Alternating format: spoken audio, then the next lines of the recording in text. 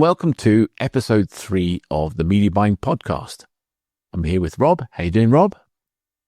Doing good as always, buddy. How you doing? I'm doing all right. Yeah, I mean, we were just, funny enough, a couple of things. So first off, like Rob and I realized when we had our breakfast meeting in Vegas all those years ago when we first met, that we were actually born a day apart. A year apart. I was going to say we're never a year. You optimize campaigns, 40 years sir, apart. please. But yeah, I mean, so Rob's birthday is the day before mine. So we do this exchange of, hey, happy birthday. I say happy birthday to Rob. He says happy birthday to me the next day, and we're done.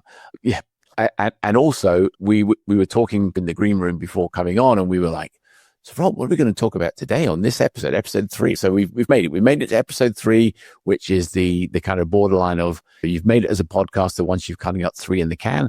So once we kind of finish recording this one, get it uploaded, we've got 3 in the can. We can kind of put on our resume on LinkedIn, podcaster. So fingers crossed. But we were talking and we said we were looking in the news, looking in LinkedIn, looking all over the place, trying to find some like really juicy stuff to talk about. And like, we realized there was nothing. And I don't know about you, Rob, but I've certainly been in the business long enough to know that the business is cyclical. It tends to go up and down all the time. And you need to make sure that you're ready for when you have the ups, but also you're ready for when you have the downs and you plan accordingly. So how do you organize and plan your own workload or the workload that you're doing for Boardwalk to kind of make sure that you've got sort of continuity? Yeah. So seasonality is a huge thing, but obviously seasonality can be a huge thing for any industry. It just comes down to, are you directly affected or are you indirectly affected? So the one industry I always think of when I think like restrictions or seasonality or time or investment or whatever it might be is usually like, at least an affiliate, weight loss is usually extremely easy when it comes down to seasonality, because if you target January 1st, like, and summer and blah, blah, blah. Same thing. It all depends on the channel and where you're breaking it down time-wise, right? So if it's seasonality per year, that counts. In my mind, I also kind of count certain things that may not work on weekends. It's not seasonality, but it's still time-based and it can affect it. And at a certain point, people will get to running a campaign or a business where they have, let's call it their stream of traffic. And if you pause your stream of traffic, you might end up paying more because of your optimizations. So sometimes it's worth it to even run at a loss at certain points just to keep your bids. But that's just media buying. Like there's a much bigger aspect of this too, which is some sectors like almost die, like completely. Like the volume drops, 80, 90%. And it becomes something where if you targeted just the offer, you're kind of up the creek. You don't really have much that you can really do unless you have something else that could pivot over. But most of the people, they copy each other. One's off, the other one's most likely off. But also if you can target the demographic and you target the actual target of the type of person that you bring in, there are always other things that you can monetize that way, right? So then your first campaign, you're like, oh, this actually makes money. We're great. And then you're like, I need to reward myself and I need to make sure that I appreciate all of the work that I did. And then most people, when they do, at least that I've met, most people, when they're affiliates, they get their first big break, first big campaign, they're like, yay. And they don't understand that even the successful still have failing campaigns. They just magically think everything is profitable at all times for the rest of the future. But most of them will spend it on dumb stuff, or they'll spend it on stuff that, let's just say, doesn't have longevity, but outside of the night or the week or the month. So especially an affiliate, if you just started a network and you're doing well, but there's a big difference between sponsoring a party where other affiliates will be that you can talk to and try to recruit and work with, and like going out on your own and getting bottle service on a Friday just to celebrate. Personal care is important, like enjoy it. But at a certain point, is it personal care or is it personal waste of money? So it really comes down to what you do. But beyond that first time, that's when a lot of recognition comes into if I blew this money here, I would be screwed right now, because right now my campaign is down. I'm waiting for my payment to come in on a monthly net 45. My Google ads bill is due. My Facebook ads is due. My mailing stuff is due. And what do you have left? You have this IOU that's through an invoice in the mail. So the number one thing is always reward yourself for the stuff you're doing. We are in a non-standard industry. This is not standard work. This is not the kind of stuff you're going to get taught at a school. And if you do, I wouldn't trust the information you learned at a school anyway. They should teach it at school. They should, but the problem is you can't do that with the requirements we have, because it takes like 3 years to get a book into a school. And by that point, you're 93 versions behind on the advice. It's just, it adjusts way too fast. And that's why everyone always talks about your network is your net worth and all that kind of stuff. Just be very conscious of, is your network people that talk about doing it, or is your network people actually people doing it? Because doing it are the ones you want to know. Talking about it could be a manager that just is on sales calls all day. So if you don't plan, I mean, we can always go with the school quote, right? If you don't plan, what is it? If you fail to plan, then plan to fail. So if you don't actually save any of your money, if you don't forecast what you might need for next month's ad spend, if you don't get paid or it comes in later, or if you're a corporate person, what if they cancel? What if you're just ramping up and you're like, listen, I know the numbers really suck right now on the CPLs, but we're dialing it in and we should be right. We'll be good next month. And they're like, we cancel. What are you going to do? Like, because with all of that stuff, that's stuff that you're not accounting for, you're not planning for, but at least in paid, you can at least like pause. On something like email, you might have done 90 days of setup and warming and prepping, and then all of a sudden they cancel and you're sitting there literally with your assets in your hands at a complete loss. Yeah. So, because that's always one of the challenges I've always found. Like if you're running a particular offer with, let's say you're running one offer with one advertiser, that advertiser may internally decide to do certain things. They may go, hey, we're going to have a new site and everything else. They say, so stop things. And if you're generating your traffic, I've obviously been a paid media buyer for forever, and you're kind of primarily mailing, but it's sort of like, I always feel if you're an affiliate and you get SEO traffic, right, then that's very difficult to turn it off, right? So once you kind of have it working, assuming that you own the property yourself, you got your own sort of suite of websites and everything, it's very difficult. If you're generating, say, 300-500 leads a day or something like that, and someone goes, hey, you need to switch it off. It's like, what do you do? Where do you send them? So how do you kind of get around that? I mean, how would you deal with that? So there are, if you're doing over 100 or 200 leads a day and you don't have a backup buyer and you're actually selling to a buyer, then for the love of God, pause the video right now and go find one and then come back and resume. But when it comes down to stuff like that, the first thing you need to figure out is your marketing siloed into this one buyer? Is there very specific stuff on your intake or your lander that only applies to them, right? Like certain promotions or whatever it is. If so, are you willing to change that and make it more generic? And would it still convert at the same level? Then the second question is if you are willing to change it, do you know anyone else that would still want these leads? And the easiest way that I've always done this to still maintain, let's call it the quality and the loyalty and the relationship with the buyer, but at the same time also expand, is I will find who their competitor is. And then I will find a company that's much like their competitor in a different state, if they are geo-specific. And then I know I can replicate it on the industry. And then if I can do it on the industry 3 times, I can do it 5 times. And if I can do it 5 times, I can do it 20 times. So if you can do it that way, it's a lot easier to kind of manage. But at that point, you're still going to run into it, right? What if you only have one buyer for HVAC calls in Maryland, and then all of a sudden you're optimized, everything's good, and then they pause? Are you going to pause and lose your good CPC? Are you going to lose your good metrics? Are you going to lose that?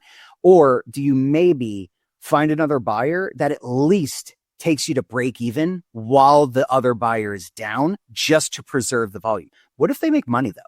What if they make more than the original buyer?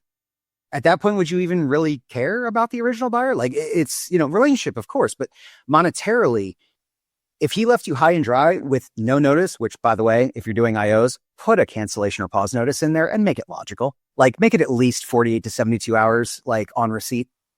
But with those, you need to understand more about what the consumers are seeing and what the consumers are open to. And as a media buyer, you should know that. You should know what you're pitching them and what they're supposed to see and what hopefully they have in common when they come to the lander.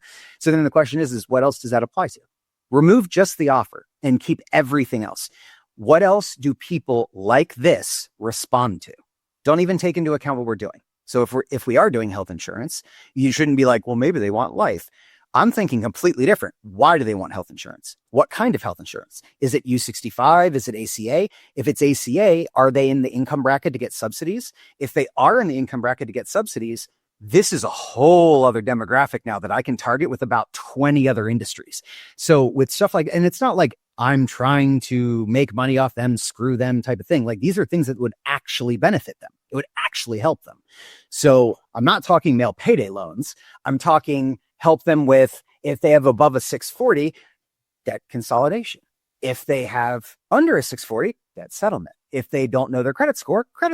Like there's a lot of aspects of that, but you basically said that on my demographic, I can monetize this, but really what I'm monetizing is these types of users. That's what it is. Because a lot of media buyers go into it, especially the ones I've worked with, and they go, here's our offer. We need people for these offers. Go. And then they're like, where do we go find people for these offers? To this day, I think out of 100 that I might talk to, maybe 3 of them will go, well, what's the actual targeting demographic profile of our ideal audience? They're like, no, we sell washers. This dude needs a washer. Washers. And then that's the entire thing. So because search has gotten so many people comfortable to intent that they only go after intent, and that's it. They don't think, yeah, you need a washer, but you have $7 to your name. I might not want to buy this click. Yeah. Or like, we don't have financing, so I might not want to buy people that don't have disposable income at X. So like all of these now become, if you ask that question first, now the question is, oh, cool. So it does work. But if they don't have the money and we don't have financing, I wonder how many of them would take financing. And guess what you now have? A little checkbox that you can have as an upsell as your little qualifier. And if they don't take it, nothing changes. And if they do take it, you can give that lead to a partner to evaluate if they want to underwrite all of your stuff. And if that works out, now you have underwriting and you just completely isolated, or you took an isolated channel or segment and now rolled it into your broad acquisition strategy. So if you imagine that, but now you take off the restrictions of, it doesn't have to be our core offer, but only when I know they don't really need or apply to our core offer anymore. All you're telling me is, so question, do you want to potentially make some money on this guy, or are we going to guarantee just let him roll and we don't care and he'll leave? I'd rather take a potential of making some money and also get the data point to know that all my users are subprime whenever I buy from this channel, but not when I buy from this channel. So that will tell me how to refine my audiences more. So every single decline or downsell portion is now a trigger point. They clicked on Lending Tree. Now I know they clicked on Lending Tree. They're interested in mortgage. Why would they be interested in mortgage if they need a loan for $500? And now you have more information about your targeting. Now you can refine better, target better, and monetize better. But then you're going to go buy bottle service, lose all your money, and then you're not going to have the money to test the next campaign. Just to route all that back to the original. I must admit, maybe on this particular episode, we need to have a glossary at the bottom of all the acronyms that you're throwing at people for. Sorry. It's my bad. I always like, funny you mentioned like an IO, right? So for the benefits of those who may not know what an IO is, it's actually an insertion order, which was probably used back in the 60s and whatnot by advertising agencies to get a commitment from an advertiser to spend a certain amount of money over a certain period of time. And it used to be that they would be faxed into the office. So we had like in our office, we had a fax machine and we would get an insertion order in it. And we had one of those sort of the I call them heat seeking, but the heated paper print material that would fade after a really short period of time. Yep. That was our fax machine. And then we invested in a more up-to-date, robust dot matrix one. And then we eventually got a laser fax machine to kind of, print out the faxes. But it's amazing how many people still have on an insertion order and they say over to people, your fax number. And I'm like, who has a fax? I have no idea. I don't know why. I ask every time, and literally, and this is my favorite part, is the only response I've ever gotten, multiple companies, multiple industries, multiple everything, is I always get, I have no idea, but we do. Yeah. And I'm just like, does your attorney require it? And they're like, no. I'm like, but that's like the main reason. Like, that's literally the main reason we would have this right now. Like, DocuSign is acceptable. And they're like, they don't want to do it. And it's some industries too. Some of them just don't want it. It's kind of like doctors with the blue and black ink. If they ever use the wrong ink, they will literally toss the paper and restart because it is not valid with the wrong color ink. It's probably just that and the fact of, especially the US system with like court documents. Even if I can get a reply from opposing counsel that they saw my document, it doesn't count. Like, as far as I know, unless I actually like get the USPS to say that someone signed for it. So it's like, it's not just what happens, it's how you can confirm it. And that's what a lot of you need to say somebody signed for it and actually know who the person is that signed for it. I mean, that's why a lot of these delivery drivers now, they'll kind of come along and they want to take a picture of you. So a number of times I've been stood on my doorstep with an Amazon box and I'm smiling and I'm thinking, should I be smiling? I don't know. Yep. It's like, you never know if it's an Amazon. Well, I mean, I hope a lot of the people watching this don't have this feeling or thought, but every now and again, you just look at it and you're like, is it Amazon or a process server? They look identical right now because they're both standing right there waiting for you to open the door, and then they snap a picture and then they're just like, oh, blue vest, we're good. Okay, cool. But yeah, no, it's a lot of the IOs now. It has definitely come a long way. Thank God. But it is a lot of like DocuSign and all of that now. And it's, the process other than red lines is now like 10 minutes. Yeah. I don't even want to go into. There were two things as a media buyer that really bugged me a lot. The first one is pay terms. Well, okay, three things that pay terms for sure. Again, I would immediately, every time I would talk to a network or an advertiser about an offer, and they'd say, we're going to pay $20 for, this, and it's going to be on net 45. And I'd be like, well, okay, so what bump are you going to give me? Because clearly I can do some volume. What bump are you going to give me? And how much sooner can you pay me than net 45? Because net 45 is no good to me at all. I need to be paid quicker. And at least then you're having a conversation, right? You may end up in a situation where it's a advertiser or a network that you really want to work with, in which case you just have to kind of swallow it and just suck it up. The reality is, I mean, you don't ask, you don't get. So there is a street rate. The street rate is whatever the advertiser feels they can afford. I've always kind of maintained, like, you need to look at things in a realistic way. If you can't make it work for you, right? I mean, like in a lot of cases, the advertiser potentially could be one of your biggest competitors in paid media auctions. So, and again, I've been stunned at how many affiliates are prepared to kind of run when they say you can't bid on these terms, and you can't bid more than this amount. You can't outrank the advertiser. I'm like, well, how am I going to tell Google that their algorithm needs to kind of always make this person? I literally responded with that once because I got so sick of people telling me, like, if you rank for our term in Google, and I literally copied it, and then after that I put ... then you're going to have to take that up with Google. Because if I could guarantee where I ranked for your name, we wouldn't be working together because I'd be ranking number 1 for weight loss and I'd retire. So if I knew that, don't you think I'd be able to do it and control it? We wouldn't be talking right now. Yeah. But yeah, that drives me nuts. You don't control it. Yeah, and like again, I'm stunned at how many sort of advertisers try to impose these really ridiculous restrictions on affiliates. Again, I think because most departments work in silos, so they've got their own commitment to achieve a certain amount of performance. So the paid channel have a certain commitment in terms of the number of visitors they get, and number of conversions they get, and all that sort of stuff.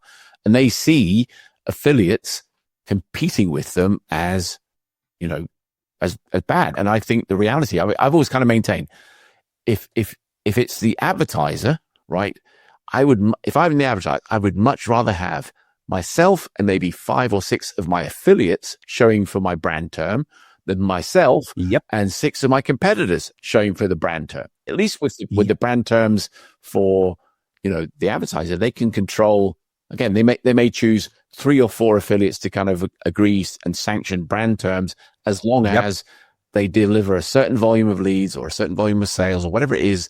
You need to make sure that there is something that you're giving them in return for them allowing you to kind of bid on the brands. Otherwise, 100% affiliates would just go, I'll just bid on the brands, right? And that's it. And they wouldn't do anything else other than that, right? Because affiliates quite often are lazy. It's crazy. So, that would be unfair to the advertiser, but sure, do that, and then from there we can kind of do more with it. The one thing that I always found funny, especially when I look at these terms, and it broadly changes. Like if they are, an e-com, like brandable company, like if they're Sears, right? Like that's different than if they're like ABC weight loss. But the interesting thing is I worked with one vendor who, of course, were running. They have the trademark restrictions. Completely cool. Like, not bidding on your term, whatever. Competitors are bidding on their term, coupon, their term, all that stuff. We're not allowed to bid on it. All good, whatever. And then they send out a update on their branded term bidding restrictions. And inside of their branded term bidding restrictions, they put generic non-trademark terms because their internal buyers were buying on those terms. These were the terms that they found out were attributable to about 40% of all their affiliate sales. So they decided just to compete and then drown out all their pubs. So all the pubs that were with me, we dropped the offer, took their competitor, and kept bidding on it. Now they're not in business anymore because they were idiots. Yeah. So it's like when you do this stuff, you got to remember, when I don't control where I am, that means I can't move it when you ask me to. But if I control what's on my page, I can change that at any time. I might not remain where I am if I'm like SEO ranked or whatever it is. But if you're going to tell me I can't do business the way I can, then I'll just do business with your competitor who will let me do that because they're not taking food off my family's table. So we can do that. To be clear, the problem is generic terms, not the trademarks. Trademarks are cool. You worked hard for that. You protect it. Completely fine. But when you say I can't bid on like how to lose weight, come on. Second is that I've also caught email advertisers doing this by putting their client list into their suppression file so that all the mailers don't mail their client list, not thinking that people like me don't just mail to one debt offer. So when someone hits my suppression for advertiser A, I send them to advertiser B. So slowly that debt company just lost all their enrollments because they thought they were getting ahead and not letting them capitalize on people that were already a part of it. But in reality, it made all of us just pitch their current clients only. And then they lost it all. Because that was always one of the again, if you're a mailer, this is something I would give as a tip, right? If you have like the unsubscribe links at the bottom of your email, right? Make sure that there is the unsubscribe just from this offer versus unsubscribe from everything, because that way, if they hit the unsubscribe from everything, then you basically can't mail them. If you say unsubscribe from the offer, then you just won't see that offer. And as you say, like if they unsubscribe from that becomes a whitelist for another kind of advertiser because they're not on that list. I mean, it always amazed me how, like some of the credit score offers that were back around a while back, they had a suppression file of something like 10 or 12 million records. And oh, Jim, it's so much more now. I'm sure it is. Last time I downloaded, it was like 78 million. Right.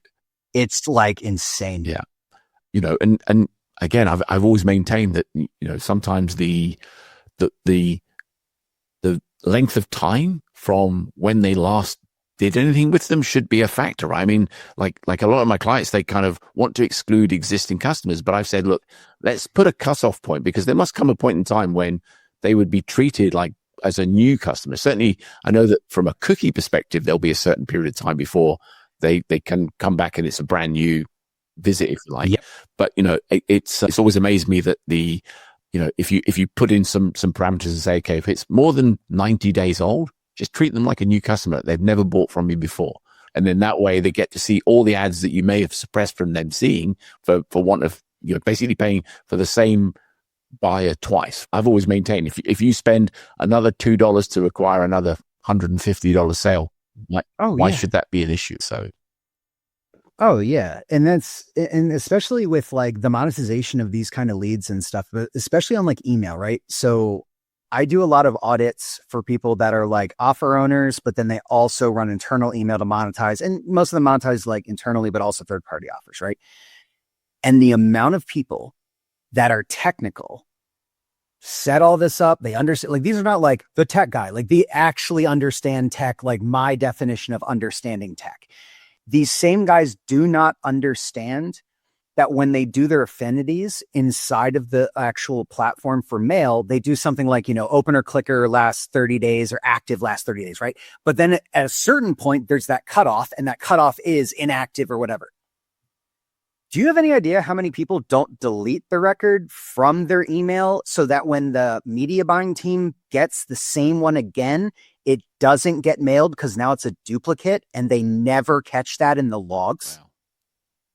And then the more intake you get of fresh records, the more duplicates there are depending on the size of the industry. So the more money you start losing as you keep going. And then the more you keep buying the same users and doing absolutely nothing with them. And then people go, there's a ghost in the machine. I don't understand where all of this revenue loss is coming from. And they never look at integrations because it's all internal. They don't think they have to. But when you're on media buying, frequency capping is a very common thing. When you're on email, we usually cap on conversion or whatever the actual process. It could be an open, but most likely not. And it's most likely a click or an actual conversion. But the amount of people that now do multi-channel and don't understand that they are literally throwing data away for no reason, like the people that have internal mail and don't use a remarketing pixel for Google ads on the thank you page or vice versa. Like, it's nuts. But the other thing is it's also attribution based. They also don't track this attribution. So when they buy a lead, they look at the lead and they might go like, Google, we paid this much, we got this much. We paid this much, we got this much. 95% of the places I look don't even track revenue life cycles. They just track on their original goal of bringing them in over the life cycle that they, let's say, prospect or do their sales process, chase process, whatever. But then after that, they do nothing at all. They don't try to give it to someone else who might be a better lead for them. They don't try to do it for this. They don't try. Like, one of the best ways that I pitched credit score and credit repair was I bought mortgage declines. But when I talked to a mortgage guy, they went, those are worthless for credit score. And I went, then you're not doing it right. Because I know that you guys actually have a decline reason, not just a decline. And I know that you can filter that on financial. And I know you're willing to give me that lead. So give me those. And they go, well, these are literally worthless to us. And I went, and they're literally gold to me. Absolutely. So I will take it, because guess what? That $20 lead was 10 cents. And do you know what it converted at? About 10% cold. Yeah, because I mean, ultimately, if somebody has a problem with credit score and they can't get a mortgage, right, then a credit repair company is going to be something that they will need. Otherwise, they'll never be able to get a mortgage. And how do they verify that the credit repair company is doing their job? Usually they give you credit score monitoring, but if they don't, or you don't trust it because it's theirs, maybe you should go get Credit Karma. Yeah. And maybe you should send that through your affiliate link to get I think it's like $1.30 or $2 for a free sign up. And then you get to be known as the brand that helped them by not taking advantage of them. Yeah. So there's a lot of upside to this. And there's a lot of other things that you can assume based on user journey if you have a good understanding of the mind frame that people are in when they click on your ad. And that's why a lot, like the mortgage one, right? They go to mortgage, they become a decline. I know that if they decline on mortgage for a financial reason, I don't care where they came from. It's still applicable for my use. But for someone else, they might be in a case where their industry, like under 580 is completely unworkable, but under 642, 580 and above is fine. They're cool, but they might not be able to buy it all. So it comes down to knowing your demos and knowing your targets. Some of you probably target on credit already through other means. You might target through zip codes, or you might target through like square footage of house or job title or something along those lines to get around requirements like HUD or whatever it is to be able to target certain demographics or ages or whatever. But you're still assuming. It's an educated assumption in what you're doing, but enough of those is accurate enough that it's pretty much like targeting the demographic. I mean, it's like with the conversions now with a lot of the platforms, because of things like, Apple iOS 14.5, right? That took away a lot of the tracking capabilities. So now a lot of the data that Facebook, Google, Microsoft are all modeling on is this probabilistic and deterministic, right? So they can look at everything that happened and with a fairly good degree of confidence say that person probably converted, right? Because all of the steps up to that were just like bang, bang, bang. And just the final step over of actually, what do they buy? How do they buy? And all that sort of stuff. Just don't have that. Yep. And, and then obviously the deterministic is just, it's less of a kind of confidence level, right? But again, it's, broadly speaking, I'd say, well, 25% of those people will probably have converted as well. And that's how they come up with this number. So it's always amazed me when people are trying to get the numbers to kind of marry up so exactly. It's just, they don't. I mean, you're just never going to get that comparison. And that's the problem, is that media buyers always go as granular as they can mentally in order to try to optimize everything to the last point, not realizing that they're optimizing themselves out of revenue because they're too tunnel visioned. That's because that's what you're supposed to do. Get the cheapest acquisition possible for your core business. But at the same time, I can tell you a couple companies that do advertising for their leads, and the leads are worth like $3 to them and they're profitable. But at me, with a different industry, same exact person would be worth 10 or 15. But the best part is that them converting for both of us doesn't impact either. So the upsell potential is amazing, and the quality and state potential. You're not stealing their $3 lead from, it's a 3 plus a 10, right? And here's how it's proven, is because if anyone knows a realtor or a loan officer, ask them if they've ever tried doing leads with the opposite. And you will find out that realtors usually have 1, 2, or 3 loan officers they work with. And depending on where the house is, they'll give it to a certain loan officer because they'll work better with certain banks in certain ways. But what they're really doing is they're getting the loan officer with walk-ins going, we want to go look for a new house. And then they go, awesome. Do you have a realtor yet? Because I actually know a good one. And if they go to the realtor first, they're like, tell me you have a pre-approval. We need a pre-approval in this market right now. And they're like, well, we don't. He's like, I got a really good loan officer. Let me hook you up. But both of them require someone in the other position to complete the deal. So it's like having your own back office, except it's not under your umbrella. And since you're doing this, a lot of them, also because of some legalities, they give the leads to each other, not sell it, right? So then it becomes, is the value I get versus the value I give, blah, blah, blah. This is a way to not worry about that, because you're now getting monetary value from someone that if they can't make money on it, they just stop buying, and someone else will start buying. It's the difference of running a CPA offer versus a search feed. If a buyer doesn't like my traffic and they pause, I only have 39,000 more bidding on that keyword through Google. But if my one buyer bit pauses, either I'm going to a less better, or let's say I'm going to a lower quality buyer in which maybe they don't monetize better, or they pay less, or they don't convert as well, and they're going to turn me off anyway. But also, who's to say that the traffic is going to convert the same? Who's to say that their agents on the phone are trained as well as these guys' agents on the phone? And maybe my very high converting traffic is only very high converting for that client.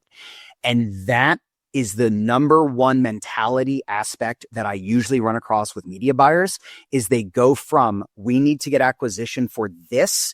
And then they go, now we need to get as much acquisition as possible for this. And then they tunnel vision in on the intent only. And then they go, I don't know how to scale. And it's like, of course you don't, because you've saturated the intent and you're not in something like, it's 110 degrees outside and I need air conditioning. Like, you're in something that doesn't require 2 hours of urgency. You're in B2B, you're in something else. So it's a huge life cycle difference, and it's a huge difference in the statistics. But the truly good media buyers, whether it's in-house, affiliate, standalone, work for themselves, clients, whatever, they all target based on the fact that they know if they need to, they could pivot the traffic into something else, whether it's another client or another buyer or another property, whatever it is. They have at least something that is logical that could make money off the traffic flow. It's always amazed me how many people like spend their time. I mean, like, you talk to some really sort of high volume media buyers that are running in industries that are sketchy. I'll just call them. Oh, and they have people that are going out and setting up multiple Facebook business managers, multiple ad accounts, right? Because they keep getting shut down and, blocked and everything else, right? So one business manager gets blown up, they fire up another one. The problem with that is that they're running things that kind of counter to what sort of Facebook say is acceptable business use, because they're running, it could be that they're running a CBD offer or cannabis or something like that, which is obviously very legal in virtually every single state in America, right? but clearly not something that Facebook wants to have Federal level on their site. But I've never understood why affiliates don't use like a Trojan horse approach. I mean, that's the way I used to kind of do it. I would frame it in the way that if somebody wanted to kind of run a CBD offer or whatever it might be, right? You offer people a quiz. They would answer questions, and the end product of the quiz could be some sort of a PDF with all the various sort of sources and whatnot, all clickable links, all affiliate links, right? So instead of it being, you get one bite to get one conversion, you might get 5 conversions from that. And I know that that's the sort of thing that you're doing with your offer walls, right? So you have multiple things on the back end on the co-reg path. That's, it's same sort of principle. It's amazing to see someone's face when they realize that they've been buying traffic directly to one offer of some type, e-com, lead gen, doesn't matter, but they buy to a lander, and then when the lander gets filled out and they press a button, the job is done. It's amazing to watch those people test something on the thank you page and go, I've been missing this profit all along. Or they're like, they sit there and they go, and there's no additional cost because I already paid for the use. Like, it's that. And once you start to figure that out and you start to see that, that's when the demo points start coming in a lot faster. And you start to realize it's not just the intent for a product. It's also, why is the intent there? Is it just because they want it? Is it because they need it? Is it because something happened? And that's where the whole marketing personas go in. But like in a much deeper level, we don't give credit where it is due for the very, very, very big marketing firms that do the very, very, very big branding campaigns, because like Coke, Pepsi, like stuff like that, because they have been able to get to a point through pure marketing that their branding now is the fact that you still see them. That's it. If I don't see Coke during Christmas, I go, what happened to Coke? Yeah. That's what it is. If I don't see the polar bear, I'm like, what happened there? But think about the fact of, it's not intent bidding. It's not going after like, you need to buy Coke. It's literally a freaking polar bear drinking a thing of Coke. And then they're like, did you see that 18% jump in sales? That is a whole different level of branding based on decades of intent-based and status selling. It's funny. I was working with a company that was selling supplements, right? And we were sort of like running ads to various campaigns that we had running, and we were their internal media buyer for PPC, right? So we were running Google and everything else. And one day we saw this sort of fairly significant spike for one of the supplements that they were selling. And we're like, we were trying to work out where this demand had come from. What had happened was there was a kind of glossy women's magazine, and there was a sort of probably a middle-aged woman, 40-ish or whatever, talking about the mind-blowing sex she had with a younger man because she had taken this product called horny goat weed. And like literally the supplement company sold out of horny goat weed in literally about 5 minutes. And it was only because we found that sort of that magazine that had talked about it that we were able to kind of capitalize on it and scramble to kind of get new campaigns and ads and everything up to be able to sell that. I'll give you a couple more that you might find interesting. So that's a good one. Remember the old tea weight loss products, the rebills? That was another one. For those of you not familiar, they literally took regular tea, put like 2 or 3 things, like modified like green tea or whatever it is, turned it into one, and then basically made up an acronym or made up like a hyphenated name, put it right before the word tea. And then that was their entire branding. And these guys were insane. Like they were great targeting, great scale, unlimited cap almost, but they just dreamt this up on like a Wednesday and just turned it into a brand and then just flipped it out. The thing I loved about those people that sold those sort of supplements is they had an opt-out upsell of insurance for the product. And it said, if it doesn't arrive, we'll send another one out at no cost. And it was like genius, because every single upsell was probably $12, $13. So if it was a $40 sale, all of a sudden that became like 53, 62, whatever it might be. And and it was opt out. So people would invariably not untick the box to say, I don't want it. Do you know even why people took it and why they did it even when the box was unchecked by default, and why people still took it? No. Because the the insurance fee covers the raw cost of the bottle. So most of the insurance stuff you'll see now is anywhere between like $4.95 and like $7.95 or whatever. The old style rebills, like I'm talking like Goji Berry, like all that kind of stuff, those old style, that was shipped under $10. It was mainly around like $6 or $7. So, and I remember that as going up because I was one of the ones that ran that math, is with our normal customer service complaint rate about people not receiving packages combined against the upsell and then the price of replacing it, it actually increased our profit 13%. Wow. By offering insurance and taking quote unquote a loss on the replacement. Because with the flat, and again, specific, but with most of those things back then, we didn't even do boxes. They were using bubble mailers. So we were paying the flat rate, but it was bottled, labeled, put together, put in the box and shipped all same day from one place. So with all of this stuff, they could scale as much as they wanted. It didn't really matter.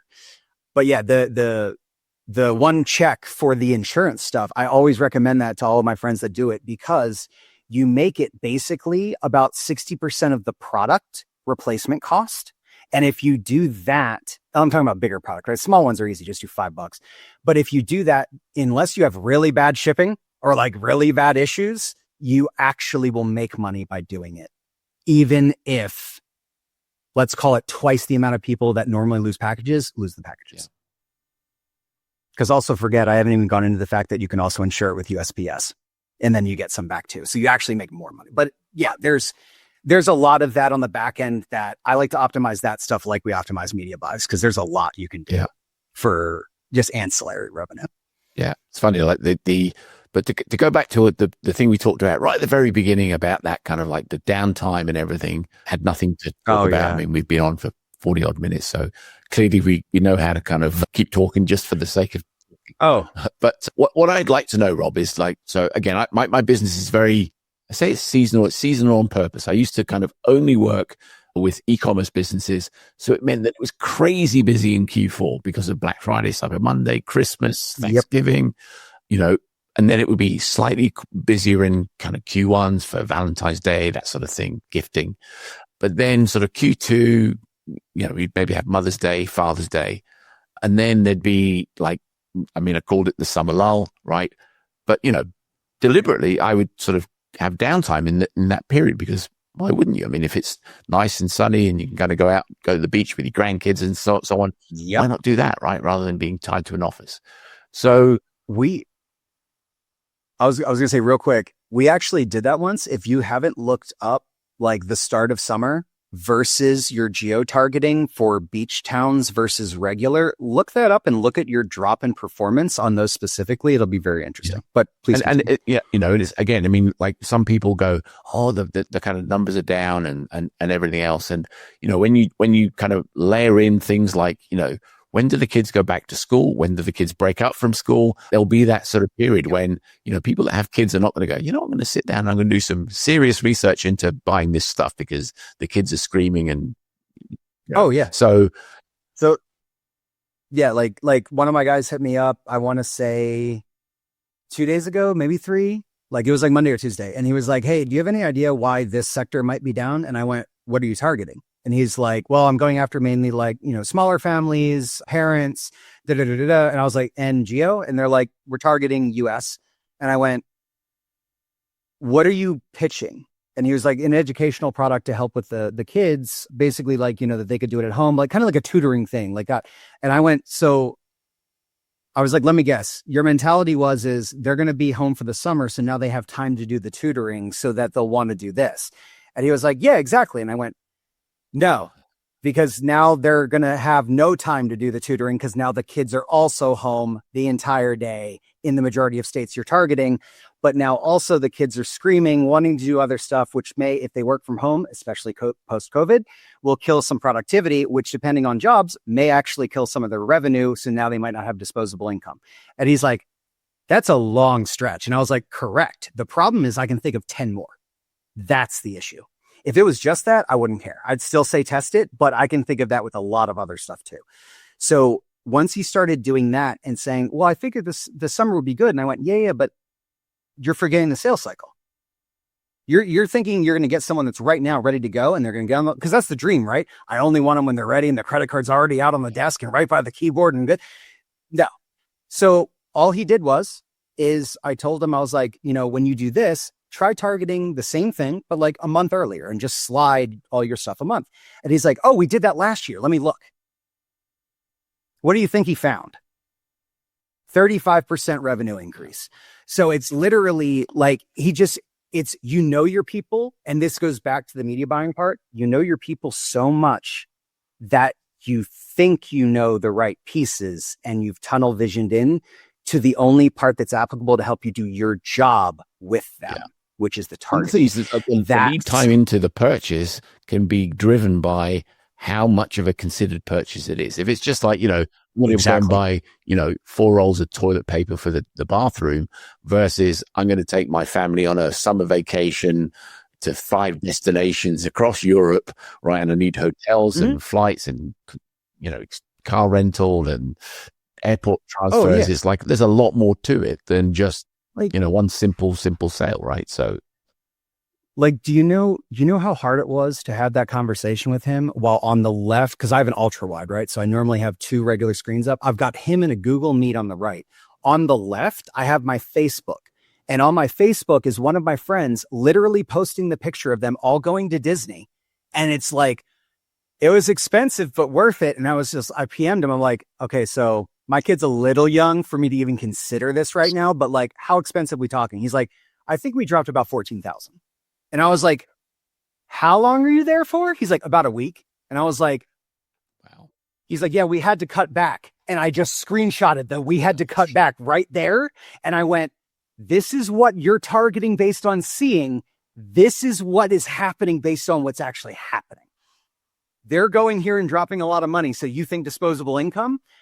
They go, that was our disposable income. Yeah. That's the issue. And that's the disconnect is you don't have that level of integration. Yeah. I mean, I used to do that sort of modeling where quite often it would be recency, frequency, and monetary.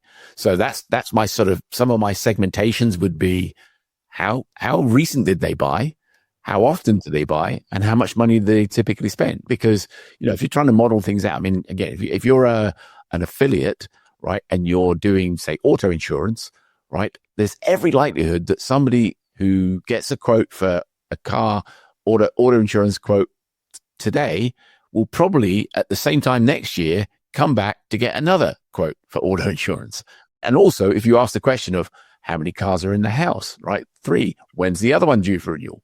Bang, you've got a kind of, so you should have a steady list of all the people that who's here. So rather than before you go start chasing cold people that you know nothing about, you have a whole raft of people that you know a lot about, just based on, just act like you know your industry. Yeah. You're an insurance broker. They're renewing because you're doing it. You're literally sitting there going, hey guys, do you want to renew? You already know this. But I cannot tell you how many people I have that don't even look at data that's older than 2 months.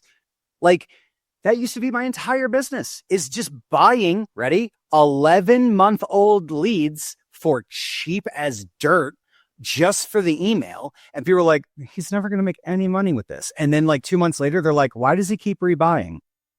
And I'm like, and then, because all I'm doing is going, you have a renewal coming up. Just make sure you're not getting screwed. That's it. It's funny. I used to sell insurance for a living door to door. So I was working for a company that was ridiculously expensive for car insurance. And I used to go around. This is in the days when everything was like in pads with like paper that you could kind of write through and you'd have to swap it out. Yep. So I kind of, one particular year, I sold about 4 times as many car insurances than anyone else in the company.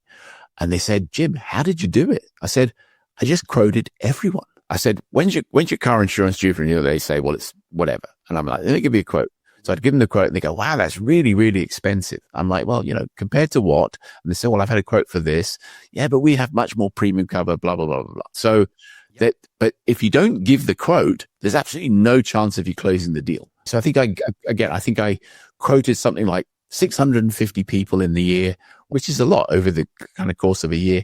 And I probably sold 180, 200 kind of policies in the year, right? I got paid really good money on the back of it because it was a percentage of the insurance premium. So it was definitely worth my time and investment. And I had sitting on the side all these old books of quotes that I'd given people, right? So again, that became once I knew when it was due, I'd go back and do exactly the same thing. Same time next year, go back, give them another quote, right?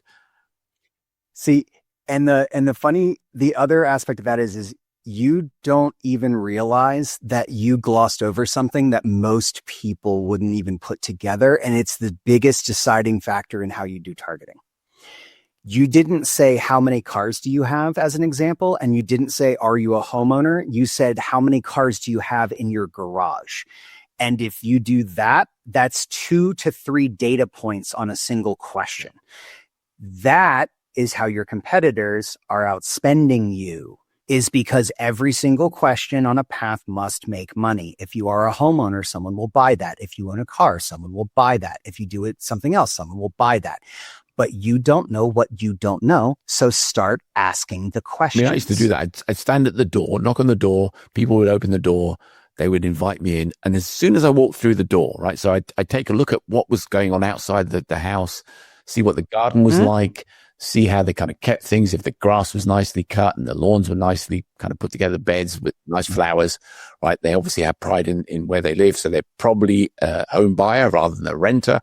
Then, you get into the house, you'd see like golf clubs in the corner. You'd see pictures of exotic places that they've been away to vacation on the walls, right? You'd see school bags, school shoes, right? So you can deduce so much from that, even without asking the questions, right? Yeah. So, you don't have to say how many kids you have. You can probably see like there's 3 pairs of shoes for children. Every likelihood they got 3 children, right? So, yeah. So like the how many kids do you have part, right? That's a great example because you can actually get like 8 or 9 data points out of that one. Is you can go, how much does your schooling cost or how much does your family pay in education a year? And then from the education, you say what type.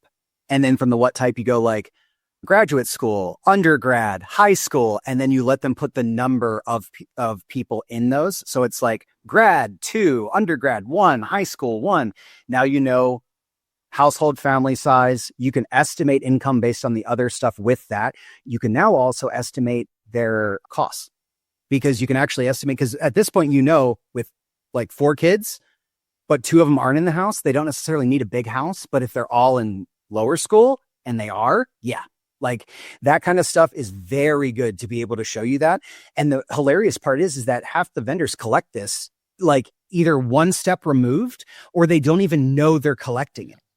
Like mortgage people do it every time when they ask if you already own a home, right?